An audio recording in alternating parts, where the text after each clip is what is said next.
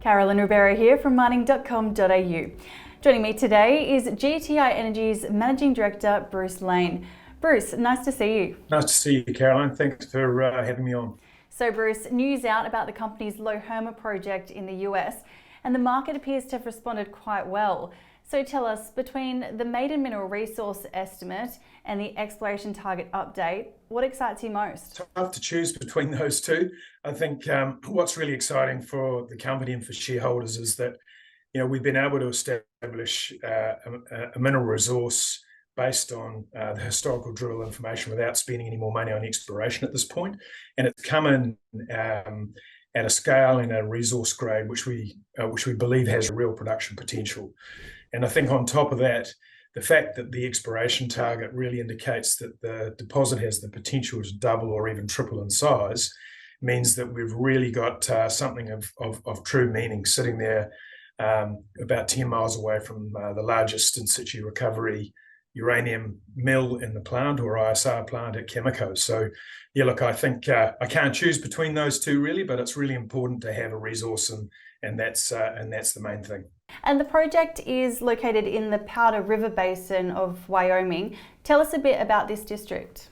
The Powder River has been, I guess, the heartland of uranium production in North America, and particularly for in situ recovery mining, which was pioneered there during the 70s and into the 80s.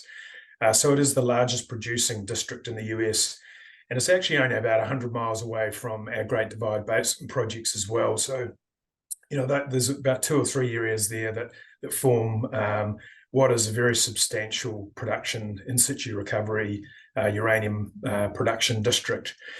So we've got our neighbours, as I said before, Cameco, but we've got UEC, which is the largest uranium company in North America. We've got Energy Fuels. We've got UR Energy within about 100 miles. We've got Encore at Dewey Burdock within 100 miles. And Peninsula Energy, another ASX listed company, which is about to go into production, also around 100 miles away. So we're in what we think is the best neighbourhood and the best district, best jurisdiction, with North America being the biggest customer for uranium on the planet. So look, we think we couldn't be in a better location.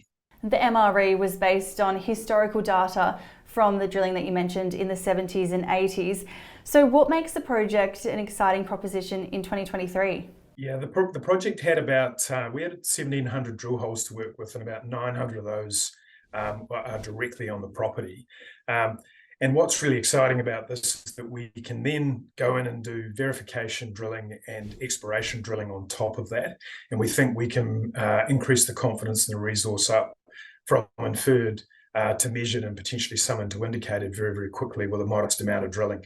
So that's what's really quite interesting about the project. There's a real exploration potential and a long trend, and we'll know more about that once our geophysics is our aerial geophysics is completed and processed, but also at depth into the Fort Union formation, which is actually the formation that Cameco is producing out of. So we've got some real expansion potential, and our exploration target suggests that the project could be 2 or even 3 times larger based on that exploration potential.